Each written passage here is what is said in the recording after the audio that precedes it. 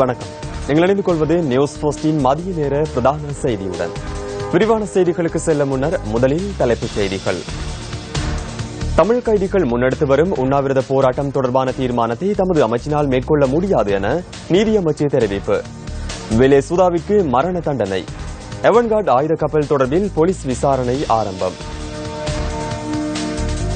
இனி விரிவான செய்திகள். முதலில் உள்நாட்டு செய்தி. சிறுமி சேயா சதமியின் கொலை சம்பவம் தொடர்பில் சந்தேகத்தின் பேரில் கைது செய்யப்பட்டுள்ள கொண்டையாவின் சகோதரரான சமன் ஏலத்தின் மரபணு மாதிரி சிறுமியின் உடம்பிலிருந்து பெறப்பட்ட மரபணுவுடன் பொருந்துவதாக நீதிமன்றம் இன்று அறிவித்தது. ஜின்டெக் நிறுவனத்தினால் வழங்கப்பட்ட மரபணு பரிசோதனை அறிக்கையை குற்றப்புலனாய்வு திணைக்களம் இன்று மினுவாங்குடை நீதவான் நீதிமன்றத்தில் சமர்ப்பித்துள்ளது. தமிழ் கைதிகள் முன்னெடுத்து வரும் உண்ணாவிரத போராட்டம் தொடர்பான தீர்மானத்தை சட்டம் ஒழுங்கு மற்றும் சிறைச்சாலைகள் மறுசீரமைப்பு அமைச்சை மேற்கொள்ள வேண்டும் என நீதியமைச்சர் விஜயதாச ராஜபக்ச தெரிவித்தார்.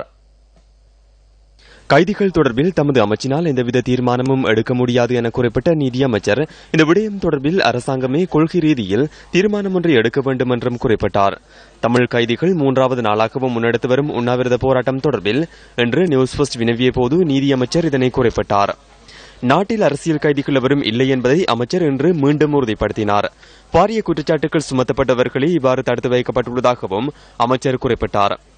அரசியல் கைதிகள் இல்லை என நீதியமைச்சர் ஏற்கனவே தெரிவித்திருந்தமை தொடர்பில் வடமாகாண முதலமைச்சர் சி வி விக்னேஸ்வரன் அண்மையில் அதிருப்தி வெளியிட்டிருந்தார். தாம் கூறிய விடயம் தொடர்பில் வடமாகாண முதலமைச்சர் கவலையடைந்தாலும் நாட்டில் அரசியல் கைதிகள் எனும் தரப்பினர் இல்லை என நீதியமைச்சர் குறிப்பிட்டார்.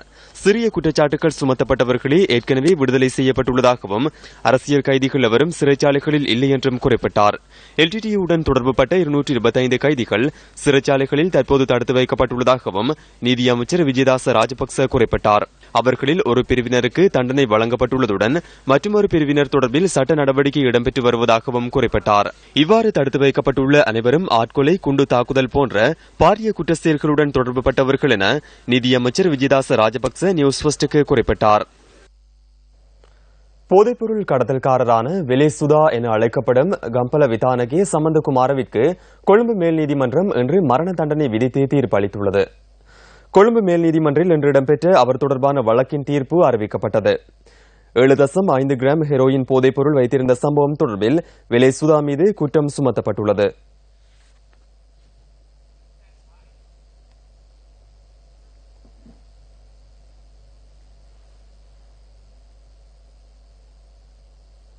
எவன்கார்ட் ஆயுதங்களை கொண்ட கப்பலை இன்று தமது பொறுப்பில் ஏற்றதாக போலீசார் தெரிவிக்கின்றனர்.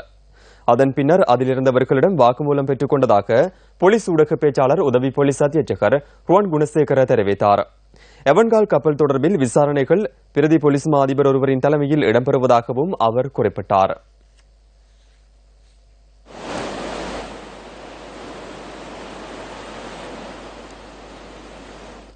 சுவிட்சர்லாந்தின் ஜெனீவா நகரில் 16ஆம் தேதி வரை நடைபெறவுள்ள சர்வதேச மனிதாபிமான மாநாட்டின் சர்வதேச ஆலோசனை கூட்டத்தொடர் சற்று முன்னர் ஆரம்பமானது.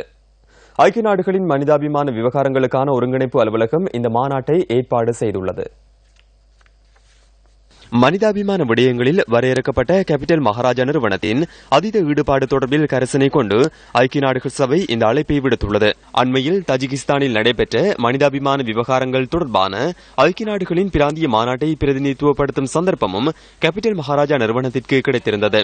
ஜெனீவாவில் நடைபெறவுள்ள சர்வதேச ஆலோசனை கூட்டம் தொடர்பில் இலங்கையை பிரதிநிதித்துவப்படுத்துவதற்கான வாய்ப்பு கேபிட்டல் மகாராஜா நிறுவனத்திற்கு மாத்திரமே வழங்கப்பட்டுள்ளது.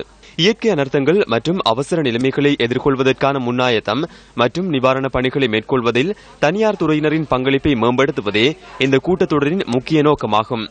மனிதாபிமான நடவடிக்கைகள் தொடர்பில் தனியார் துறையினரால் ஏற்கனவே வழங்கப்பட்டுள்ள ஆலோசனைகள் பரிந்துரைகளாக செயற்படுத்தப்படுகின்ற துறைகள் குறித்து பரிசீலிப்பதும் மாநாட்டின் மற்றொரு நோக்கமாகும். இந்த பிரயத்தனங்களை எதிர்காலத்திற்கு ஏற்ற வகையில் ஒழுங்குபடுத்திக் கொள்வது தொடர்பாகவும் இந்த கூட்டத்தொடரின் போது கவனம் செலுத்தப்பட உள்ளது. கேபிட்டல் மகாராஜா நிறுவனத்தை பிரதிநிதித்துவப்படுத்தி குழும பணிப்பாளர் ஷெவான் டேனியல் இந்த மாநாட்டில் பங்கு பற்றியுள்ளார். அத்துடன் ஐக்கிய நாடுகள் சபையின் மாநாடொன்றில் நிகழ்ச்சி ஒருங்கிணைப்பாளராக செயற்படும் முதலாவது இலங்கையராகவும் அவர் திகழ்கின்றார். ஜெனீவா தீர்மானம் தொடர்பில் தேசிய சுதந்திர முன்னணி ஏற்பாடு செய்திருந்த கூட்டம் காலியில் நடைபெற்றது. இதன்போது தேசிய சுதந்திர முன்னணியின் தலைவர் விமல் வீரவங்ச கருத்து தெரிவித்தார்.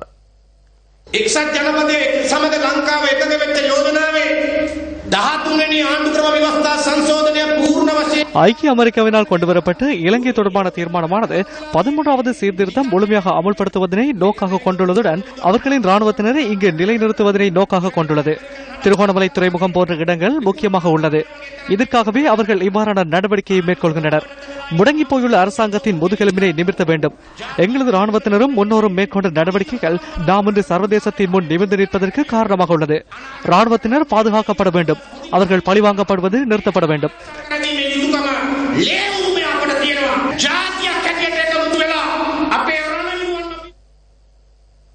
அக்கரப்பத்தனை பிரேமோர் தோட்டத்தில் நேற்றிரவு ஏற்பட்ட தீ அனர்த்தம் காரணமாக பாதிக்கப்பட்ட 10 குடும்பங்கள் முகாமில் தங்க வைக்கப்பட்டுள்ளனர்.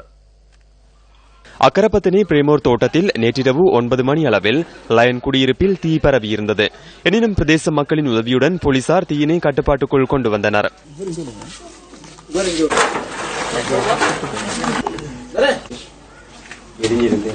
தீ விபத்தில் 10 தொழிலாளர் குடியிருப்பு முற்றாக எரிந்து சாம்பராகியுள்ளதாக எமது பிராந்திய செய்தியாளர் தெரிவித்தார்.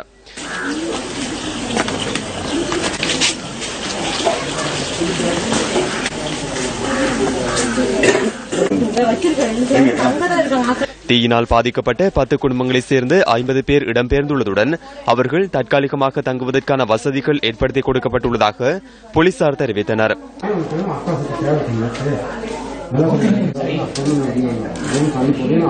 சார் 8 மணி அளவில் தாங்க எங்களுக்கு தீ பிடிச்சிச்சு. இதுக்கான காரணத்தை எங்களுக்கு சொல்லவும் முடியல. என்கிட்ட பிள்ளைகட்டு உடுப்பு துணிமணிகள் சாப்பாட்டு சாமான்கள் எல்லாமே எரிஞ்சு போயிடுச்சு. இப்போ இனிமேல் அவங்க இருக்கிற இடத்துக்கு இருக்கிறதுக்கு வசதிகள் இல்லை. ரெண்டாவது என்னன்னு கேட்டாங்க, இப்போ எல்லாம் கொண்டு ஸ்கூலில் தான் தங்க வச்சுருக்கோம். அதுக்கான ஏற்பாடுகள் இப்போ அவங்களுக்கு தச்சமயத்துக்கு செஞ்சு கொடுக்கணுங்க. எங்ககிட்ட பிள்ளைகள் வச்சுருக்குறாங்க. அவங்களும் தொழிலும் இல்லை, இப்போ உட்காந்து தான் இருக்கிறாங்க. வீடு வாசல் இல்லாமல் அவங்க எங்கே போயிட்டு இருப்பாங்க, ஸ்கூலில் தான் இருக்கிறாங்க. அதுக்கான வசதிகள் கொஞ்சம் செஞ்சு கொடுத்தீங்கன்னா கொஞ்சம் நல்லா இருக்கும். முதல் தடவை இந்த ஊரில் நடந்திருக்கு. இதுக்கான காரணம் பின்னணி காரணம் எங்களால் தெரியாது, எங்களுக்கு சுத்தமாக தெரியாது. மற்றது ஏண்டளவு நாங்கள் மற்றவங்களை காப்பாற்றிருக்கோம், மிச்ச சிரமப்பட்டு காப்பாற்றிருக்கோம். எல்லாம் எடுக்கக்கூடிய பொருள் தவிர மற்ற எல்லாமே அழிஞ்சிருச்சு. பிள்ளைகளோட உடுப்பு, ஸ்கூல் பேக் எல்லாமே. சாப்பாடு கொடுத்துக்கிட்டு இருந்தீங்க, வீட்டுக்கு தாங்க பத்தி பிடிச்சி எரியுது. இப்ப எங்க பேரப்பிள்ள செஞ்சு ஆயா உள்ளுக்கு எரியுது ஆயான்னு போயிட்டு கதவை தள்ளி விட்டு பார்த்தா எல்லாம் ஓன்னு பிடிச்சி எரியுதுங்க. நான் பேரப்பிள்ளைங்க 3 வச்சுக்கிட்டு நான் பென்ஷன் அழுத்தாங்க வீட்டு ஆளுங்க வச்சுக்கிட்டு பேரப்பிள்ளைங்களை காப்பாற்றிக்கிட்டு நான் வீட்டில் இருக்கிறேனுங்க. இந்த மாதிரி பிடிச்சி வேலைக்கு நாங்கள் ஆரம்பிட்ட போய் சொல்லுவோங்க. ஆண்டவங்கிட்ட தான் போய் சொல்ல வேண்டியது இருக்குங்க. என்ன நடந்துச்சுங்கிறது எனக்கே தெரிய வருங்க. என் பிள்ளைங்களெல்லாம் நான் இழந்துருந்தா என்ன செய்வேன்? துண்டுத்திறப்பெல்லாம் முடிச்சாமி, என் ஜாமான் சட்டெல்லாம் முடிச்சாமி. நீங்க அந்தரமான தெருவில் என் பிள்ளைங்கள வச்சுக்கிட்டு நிற்கிறேன் சாமி. நீ யாருக்கிட்ட சாமி சொல்லி எழுவட்டுருவோம், நான் தெய்வத்திட்ட சொல்லி எழுவுறேன் சாமி. என் பிள்ளைங்கெல்லாம் வந்திருந்தா நான் என்ன சாமி செய்வேன்? தீ ஏற்பட்டமைக்கான காரணம் இதுவரையில் கண்டறியப்படவில்லை என அக்கரப்பத்தனை போலீசார் மேலும் குறிப்பிட்டனர். காலஞ்சென்ற முன்னாள் அமைச்சர் கே வேலாயுதத்தின் பூதவுடல் இன்றிரவு நாட்டிற்கு கொண்டுவரப்பட உள்ளது.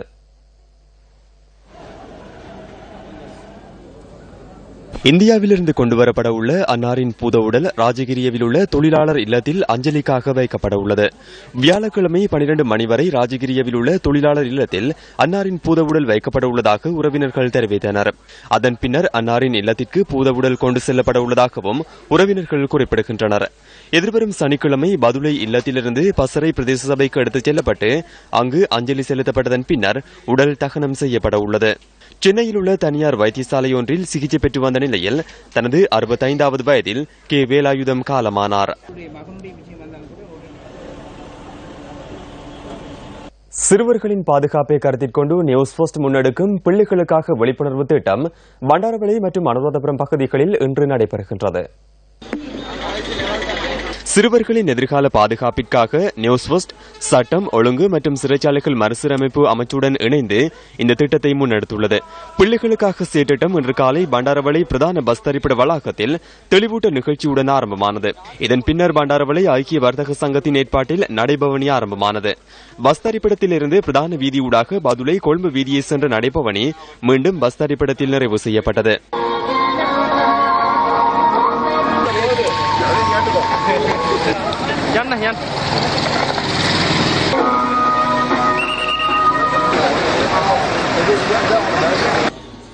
பிள்ளைகளுக்காக என்ற தொனிப்பொருளின் கீழ் நாடளாவிய ரீதியில் முன்னெடுக்கப்படும் எங்களுடைய தெளிவூட்டல் நிகழ்ச்சியானது இன்றைய தினம் பதுளை மாவட்டத்தில் தெரிவு செய்யப்பட்ட பல பகுதிகளில் முன்னெடுக்கப்பட்டு வருகின்றது. அந்த வகையில் எங்களுடைய இன்றைய நிகழ்வுகளானது பண்டாரவளை நகரில் ஆரம்பிக்கப்பட்டு அங்கிருந்து தற்போது நாங்கள் பதுளை ஹபுதலை பகுதிக்கு வருகை தந்திருக்கின்றோம். குறிப்பாக ஹபுதலை நகரில் மழையுடன் கூடிய வானிலை நிலவுகின்ற போதிலும் இங்குள்ள பொதுமக்களை தெளிவூட்டுவதற்கு எங்களுடைய நியூஸ் பிரஸ் குழாமினர் மற்றும் எங்களுடைய இங்குள்ள போலீசார் இணைந்து இந்த தெளிவூட்டல்களை வழங்கிக் கொண்டிருக்கின்றனர். ஆகவே எங்களுடைய இந்த தெளிவூட்டல் நிகழ்ச்சியானது தொடர்ந்தும் பூனாகலை மற்றும் நாயபத் ஆகிய பகுதிகளிலும் முன்னெடுப்பதற்கு தயாராக இருக்கின்றது. இந்த தெளிவூட்டல் நிகழ்ச்சி தொடர்பான அனைத்து தகவல்களையும் வழங்குவதற்கு நியூஸ் பிரஸ் குழாமினர் தயாராக இருக்கின்றோம். நியூஸ் பிரஸ் செய்திகளுக்காக ஹபுதலை நகரிலிருந்து ராசலிங்கம் ரவிரகு. பண்டாரவளை ஐக்கிய வர்த்தக சங்கமும் சிரச டிவியும் இணைந்து சிறுவர் நன்னடத்தை தெளிவூட்டும் நடைபெறும் இப்பொழுது வெற்றிகரமாக நடைபெற்றுள்ளது. அந்த வகையில் இந்த சிறுவர் நன்னடத்தை சம்பந்தமாக அண்மை காலமாக மேலோங்கி வருகின்ற இந்த நிலையில் சிறுவர் துஷ்பிரயோகத்துக்கான தண்டனை அதிகபட்ச தண்டனையாக வழங்கப்பட வேண்டும் என்பதோடு சிரச டிவிக்காக எமது பண்டாரவளை ஐக்கிய வர்த்தக சங்கம் மூவின மக்களும் இணைந்து இன்று கைகோர்த்து இன்று வெற்றிகரமாக நடைபெற்றது குறிப்பிடத்தக்கது. வர்த்தக சங்கம் நாங்கள் இணைந்து கொண்டது எங்களுக்கு பெரிய சந்தோஷமாக இருக்கின்றது. சிறுவர்களை பாதுகாப்பதற்கு அதிகபட்ச தண்டனை வழங்கி இதன் மூலம் இதை நிறுத்தலாம். அதாவது மரண தண்டனை வழங்குவதை தவிர இதற்கு வேறு வழியே இல்லை என்பதே எங்களது தீர்க்கமான எதிர்பார்ப்பாகும். இதேவேளை பிள்ளைகளுக்காக செயற்றிட்டத்தின் மற்றொரு கட்டம் அனுராதபுரம் நகரில் ஆரம்பமானது.